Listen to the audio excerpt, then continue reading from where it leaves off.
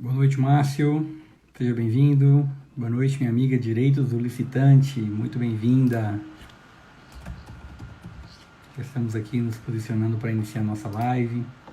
Essa aqui é a segunda live do dia. E é uma live muito importante para mim. Gamificação, como usá-la para superar os desafios das compras públicas. Eu já vou colocar aqui. Enquanto o pessoal vai chegando.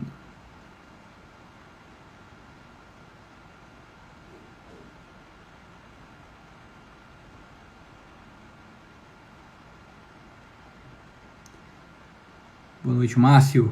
Gigante. Boa noite, Rafa. Sempre presente. Estou me preparando aqui. Boa noite, Carolina. Essa vai ser uma live bem diferente mesmo.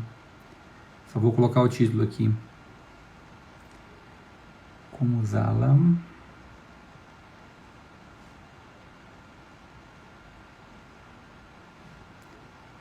para superar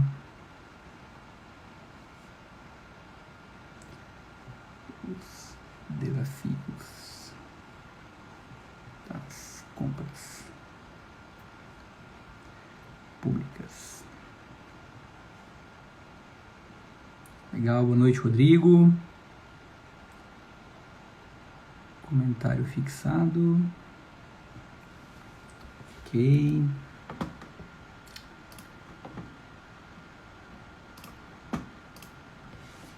Essa live de hoje que não tem convidados, né?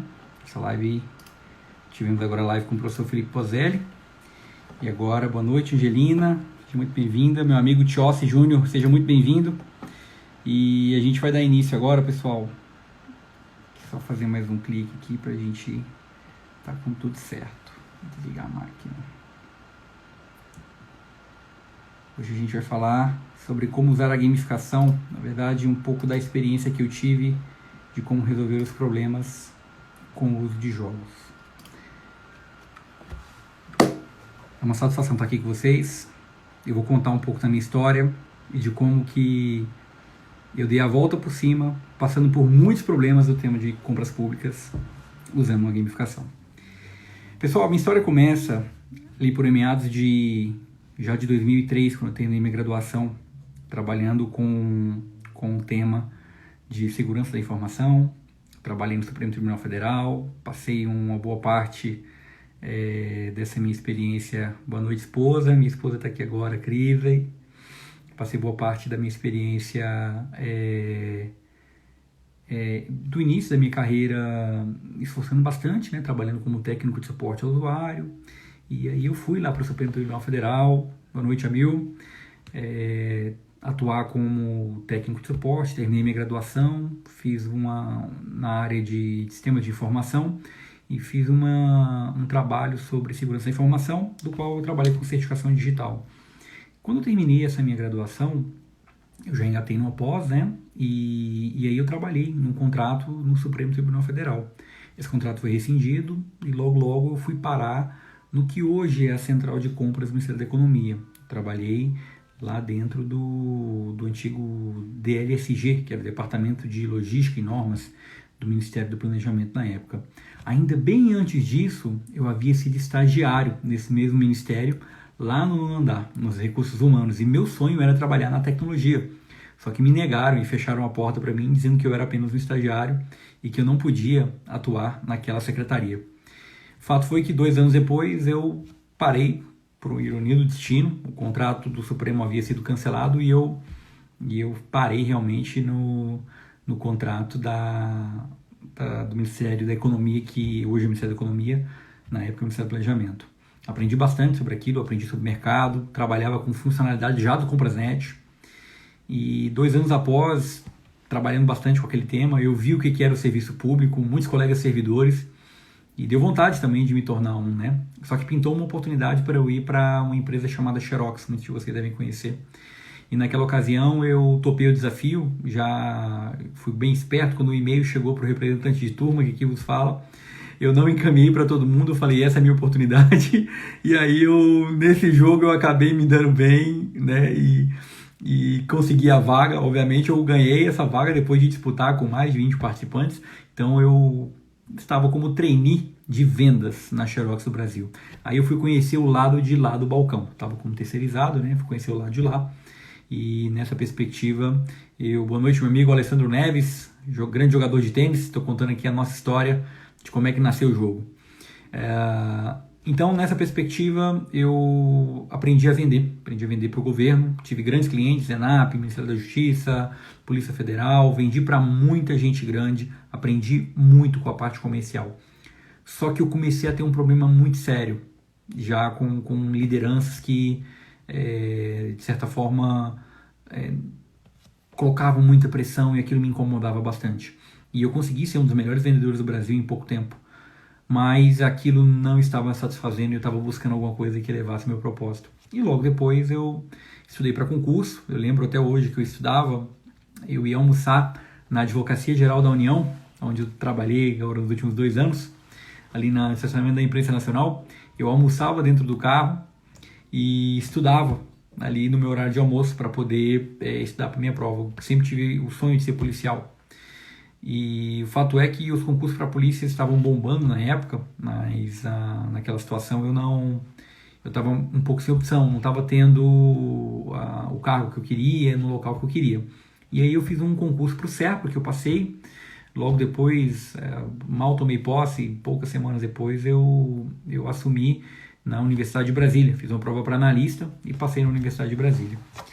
Daí eu entrei para o serviço público e já comecei com um projeto dentro da universidade, implantando uma nova unidade. Então a Faculdade do Gama, que foi um dos polos aí da Universidade de Brasília, foi um dos primeiros servidores a chegar. Então nós criamos o CPD e o Data Center dessa instituição e já começava ali a trabalhar com compras públicas, do qual eu já via que era um tema bastante espinhoso. Teve uma oportunidade logo na sequência para trabalhar para uma prova, uma gratificação somente para servidores da área de TI. E naquela ocasião eu tive a felicidade de passar em primeiro lugar para a universidade, só que eu não podia receber aquela gratificação. E aí eu não tive que dar um jeito. E o jeito que eu dei foi já no mestrado, tinha acabado de engatar no mestrado, eu tinha terminado a graduação em Sistema de Informação, após em Governança de TI, e no mestrado em Engenharia Elétrica, na parte de Gestão de Riscos, eu tive aí a sacada de estudar a parte de compras públicas. Eu já estava dando aula na ENAP nessa época. E me deram um desafio na Presidência da República. Eu consegui encontrar um caminho que eu poderia ser requisitado para a Presidência da República. Fui então requisitado e naquela ocasião eu comecei a trabalhar efetivamente em 2009 com compras públicas na área de TI, criando termos de referência. E desde então eu tinha metas muito audaciosas. A IN4 na época, que era a IN de Tecnologia da Informação, já havia sido lançada e eu estava dando cursos na ENAP e o pessoal estava reclamando muito por conta da didática, porque era um curso muito longo e aquilo sempre me incomodou. Talvez eu achava que a responsabilidade era minha de passar algo que fosse mais interessante.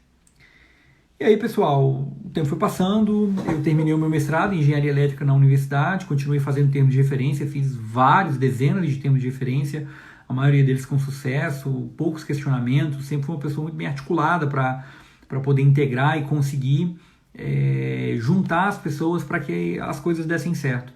E ao terminar o meu mestrado, eu fiquei com título e eu precisava de fazer alguma coisa prática para trabalhar com gestão de riscos nas contratações. Então, juntei todos aqueles cursos que eu dava, mas eu estava passando por um grande problema. Sem nenhuma vergonha de dizer para vocês, eu estava quase num processo depressivo porque eu estava passando por um processo de assédio moral dentro do serviço público. As metas que eram dadas para mim eram metas muito altas, eram metas muito fora da curva e metas que eu não tinha a menor condição de atender dentro do prazo estipulado. E isso me fazia ficar muito desconfortável. Então, o que eu fiz para poder resolver essa questão? Eu queria estudar cada vez mais, eu queria me especializar, eu queria estar mais presente e entregar mais resultado. Só que eu estava sendo sufocado com aquilo. E aí, em um belo dia, para explicar melhor o processo para os alunos da ENAP, eu comecei a desenhar o processo de planejamento da contratação numa folha. ouvindo uma música, tava ali meio triste, aí comecei a desenhar. E aí eu comecei a pensar, cara, isso aqui pode ser um jogo, né? E eu tinha acabado de fazer um jogo com o professor Souza Neto e minha amiga Diana. Eu peguei lá 2 carocinhos de feijão. Quem quiser ver, tem um post meu que explica isso, tá? Essa fase da criação do processo criativo para o jogo. Eu fui lá, desenhei, falei, interessante e tal. Deixei pra lá. Só que no outro dia eu olhei para aquilo, comecei a rabiscar mais. No dia seguinte comecei a rabiscar mais.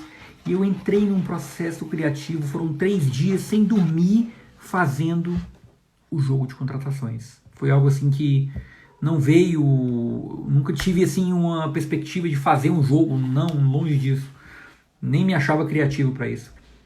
Mas aí eu comecei a criar o jogo. Eu submeti isso para crítica, o pessoal foi criticando, os amigos. Pô, legal, faz isso, coloca aquilo. E aí o negócio engrenou. E aí eu peguei um recurso, aloquei nele, imprimi o tabuleiro. Era um tabuleiro ridículo, horrível. E submeti novamente para os colegas, eles criticaram. Cara, quando a gente viu, o negócio tinha virado quase que uma obra de arte. Mas ele ainda não era muito bem um jogo. A gente pegou, fez novos testes, levamos para a ENAP. E eu pedi no final do curso pessoal, falei, pessoal do Exército, vocês topam de criticar esse trabalho aqui que eu acabei de fazer para ajudar mais na didática de sala de aula? O pessoal prontamente atendeu, nós brincamos e eu vi que aquilo era uma possibilidade de ensinar as pessoas de um jeito diferente. Naquele momento, meu coração se alegrou muito e eu vi uma possibilidade de mudar a realidade do ensino das compras públicas. Desde então, eu fiquei trabalhando incansavelmente na melhoria deste projeto e desse produto.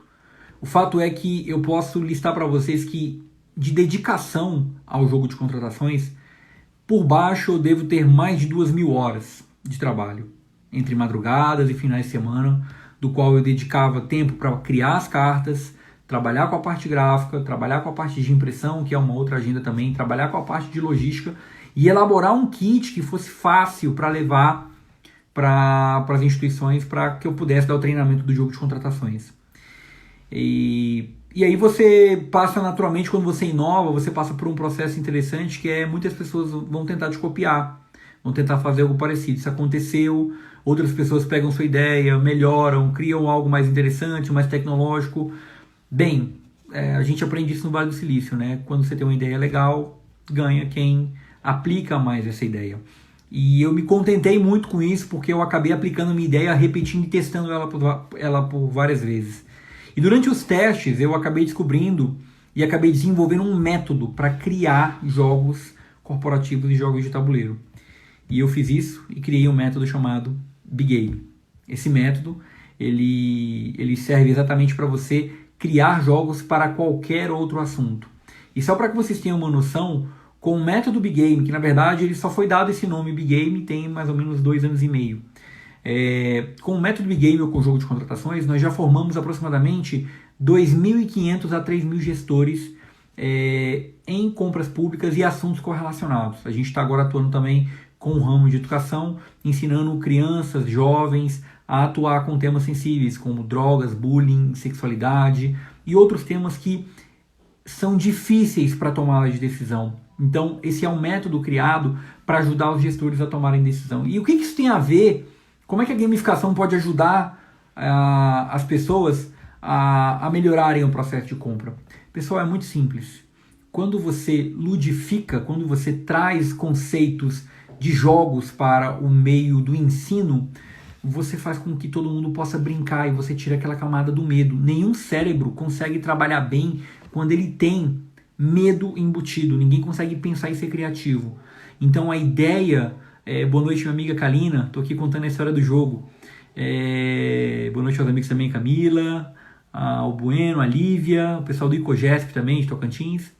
Então, quando o nosso cérebro trabalha com medo, você vê, a gente comenta muito sobre, cara, quando você tem TCU na sua cola, quando você está realmente ansioso, é muito difícil você instruir um processo. Você se sente pressionado, você se sente preso e o seu poder criativo fica muito mais limitado. Então, a ideia que nós temos para criar um jogo, ela serve muito bem para gamificar, ela serve muito bem para que você possa levar o conhecimento de uma maneira mais leve. E quem tem filho sabe disso. Quando você tá, eu tenho 2 meninas, é uma gracinha, adoro brincar com elas. Mas quando você está com o clima tenso, você está nervoso, está chateado, é mais difícil ensinar. Hoje eu tentei levar a Marina para tomar vacina, a Marina descobriu, porque viu o cartão de vacina que ia tomar vacina, entrou em desespero, não conseguiu mais nem conversar comigo. Não adianta forçar a barra. Com o processo da educação é da mesma forma. Então, nós criamos esse jogo, esse método para poder ajudar gestores públicos a tomarem decisões de maneira mais consciente, independente da legislação que está agora. Então, uma dificuldade que os gestores têm é de acompanhar o quadro normativo e a velocidade que essas normas são imprimidas e são colocadas para que nós possamos estudar e acompanhar. Nós trazemos a ideia do jogo exatamente para poder simplificar esse entendimento, para ligar esses pontos e trazer um conforto melhor para o gestor. Então, durante uma dinâmica que pode durar de 2 a 4 horas ou até 8 horas, a gente coloca as pessoas para literalmente jogarem. Se vocês entrarem no site do Jogo de Contratações.com.br/fotos, vocês vão ver centenas de aplicações que já foram feitas, testadas e validadas. É um método científico, é algo que a gente já validou exaustivamente, tanto na academia, virou um artigo Qualis B2, do qual, com outro jogo que nós criamos, nós aumentamos e muito a taxa de aprovação de alunos na Universidade de Brasília, na parte de cálculo, na parte de derivadas integrais. Então a gente conseguiu provar que o método funciona. E a gente trouxe isso também, não só para as contratações, mas também para o ensino de jovens e adolescentes. Então veja que vocês têm alguns recursos. A gente consegue ler, a gente consegue ouvir, a gente consegue se comunicar nesse período de trabalho remoto, mas a gente perde um pouco dessa nossa essência de estar junto. E quando a gente coloca a figura do observador, que é a figura das pessoas que estão ali em volta, quando a gente coloca essa variável no processo de aprendizado, muitas pessoas ficam mais fortes e aprendem mais, outras se retraem. Mas a média é que a maioria fica mais forte e quer aprender, porque ela está em grupo, ela está em colaboração e ela quer mostrar o seu trabalho. Boa noite, Letícia. Boa noite, Luciene. Boa noite, minha amiga, que eu não sei o seu primeiro nome, mas está escrito aqui TCBM Christian. Boa noite para você também. A gente está aqui contando a história do jogo. Então vejam, é muito importante que para você usar a gamificação, você considere a estrutura e a situação que está na sua organização. Então vejam, é muito comum as pessoas pedirem para criar um jogo, para criar uma situação gamificada em uma organização que está batendo muita cabeça, que não está conseguindo inserir os processos. Legal, a gente consegue ajudar, mas às vezes tem coisa mais importante, mais a fundo que a gente tem que resolver. Então durante o período em que a Kalina já conhece o processo, durante o período que a gente está identificando a organização, a gente tem todo um cuidado para identificar as questões, identificar os riscos daquela organização, identificar os pontos de falha para atuar neles de maneira gamificada. E eu tenho aqui, pessoal, desenvolvido um framework com mais de 500 questões que eu faço para mim mesmo quando eu vou criar um jogo de tabuleiro ou um jogo digital para uma organização. E hoje, assim, eu posso listar para vocês aqui mais de 20 instituições que a gente já atuou com a criação de jogos que podem mostrar para vocês como que é interessante o processo da gamificação. A gente consegue melhorar o engajamento e a taxa de resposta à criação dos processos. Então, é uma ferramenta muito interessante que pode ajudar não só o setor público, tá? Mas como empresas também a terem indicadores sobre os seus colaboradores. Então, a ideia que eu trouxe aqui hoje para vocês é de dar um overview, dar uma introdução de como que a gamificação pode ajudá-los a tomar melhores decisões para o ensino, para o conhecimento. Vocês podem utilizar para qualquer segmento. Eu tenho aqui aqui é o café digital, né? Que vocês podem ver, que é a minha maquininha com o fone de ouvido, que as obras de obras públicas. E ali eu tenho alguns recursos de jogos, os peões, as fichas, os dados, o tempo, a ampulheta, a bolinha de tênis, o troféu do jogo Gov. Aqui nós temos o troféu da Big Game também, o aviãozinho que está mais ali no fundo, não sei se vocês conseguem ver, e outros recursos que são interessantes para a gente gamificar as situações. E como é que você pode levar isso para a sua organização? Existem várias maneiras, pessoal. Existem maneiras gratuitas, existem maneiras de capacitação.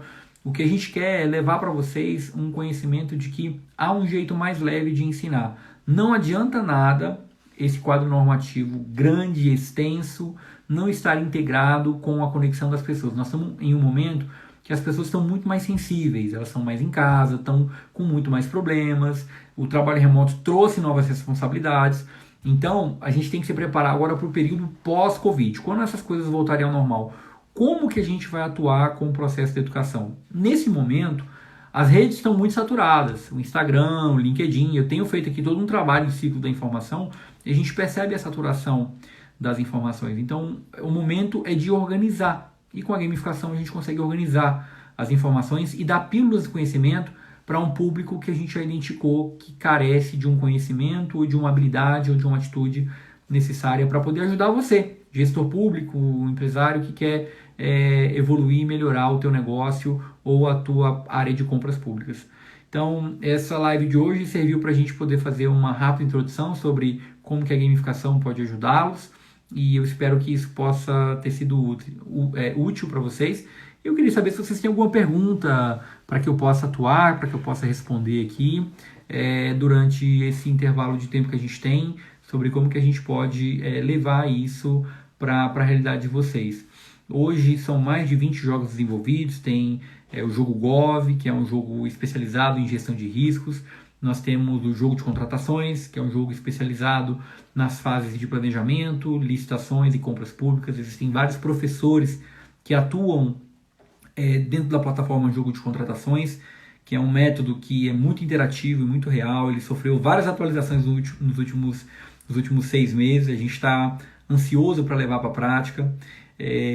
Nós temos também aí o Math Game, que foi o jogo utilizado na Universidade de Brasília.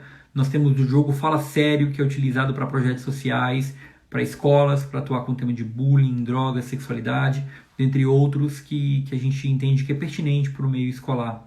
Nós temos o Self Desk Game, que é um jogo que a gente utiliza para ajudar as centrais de serviço a ficarem mais engajadas. Então, há uma série de jogos que podem ser criados para a tua realidade. Tem jogo para restaurante, tem jogo para empreendedorismo, tem jogo para liderança, tem jogo para vendas, tem jogo para o que você precisar. E você vai utilizar um jogo sempre que você não estiver conseguindo atingir mais os seus resultados. Eu queria aqui, para a gente finalizar, convidar vocês para me seguirem no meu canal do Boa Noite Fred, no meu canal do YouTube. Eu criei um canal lá que se chama AFS Neto. Eu vou colocar aqui para vocês. Basta pesquisar este canal ou digitar jogo de contratações. É até mais fácil, tá? Jogo separado assim, ó. Deixa eu colocar aqui, peraí. Eu coloquei aqui AFS Neto.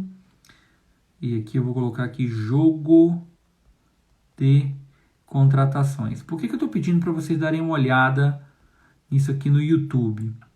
Contratações. O primeiro, todas as lives que a gente está fazendo, elas estão sendo jogadas para o YouTube, tá? A gente está também colocando um podcast no Spotify. Lê, obrigado pela sua pergunta, já vou te responder. E a gente também está documentando esse trabalho para poder gerar o livro. É um livro assinado por todos os autores. Então vai ser um negócio bem interessante que a gente vai fomentar aí o mercado de capacitação. A Letícia perguntou aqui se a gente consegue trabalhar o jogo em empresas privadas e achar o ponto fraco nos processos. É exatamente isso, Letícia. O jogo, para quem nunca viu um jogo de tabuleiro para a corporação, no tabuleiro a gente documenta o processo. E aí a gente usa outras mecânicas para poder extrair dos colaboradores o ponto de falha. Então a gente usa muito storytelling, a gente usa vídeo, a gente usa o nosso framework que eu chamo de Neto Game Framework Design, que é um framework que a gente usa dentro da Big Game para a criação desses trabalhos. Então, por exemplo, a gente faz o tipo de pergunta: qual é a dor que você quer resolver? Eu tenho que ter o gabarito dessa resposta para poder responder dentro do jogo. Qual é o tipo de pessoa que você quer engajar? Quais são as pessoas que estão dando mais trabalho e quais são os motivos que elas estão? Então, tem todo um questionário que a gente faz, estruturado, que a gente já vem amadurecendo há algum tempo, para poder levantar isso. Então, sim, a gente consegue criar um jogo personalizado para a empresa, para identificar os pontos e ajudar na gestão. O principal ponto do jogo é que ele ajuda na gestão e na tomada de decisão. Então, esse é o principal valor agregado que você pode ter com uma ferramenta gamificada. E não se engane, existem várias ferramentas gamificadas, não só analógicas, como também digitais. Não importa se você vai usar um jogo ou um quiz digital ou um de tabuleiro. Cada um tem uma finalidade, cada um tem uma aplicação. O conjunto dessas variáveis é que vai fazer uma aplicação interessante, é que vai fazer uma gamificação de sucesso.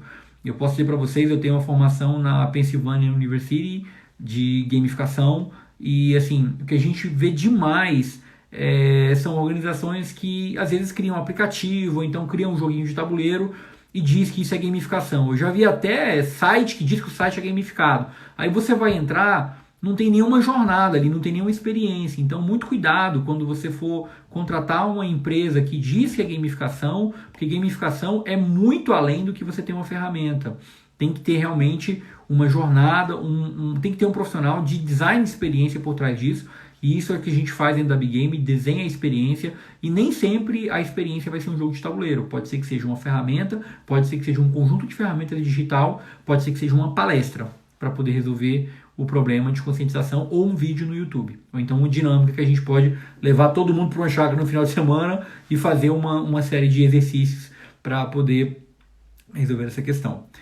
Então, meus amigos, é isso. Se tiverem mais alguma dúvida, podem me contactar aqui no direct. Eu fico muito grato de poder dividir com vocês aqui esse conhecimento, de ter vivido toda essa jornada, de ter passado por muitas dificuldades no segmento de compras públicas e de estar agora, digamos, devolvendo um pouco para o sistema e para a nossa rede do que pode ser usado na gamificação.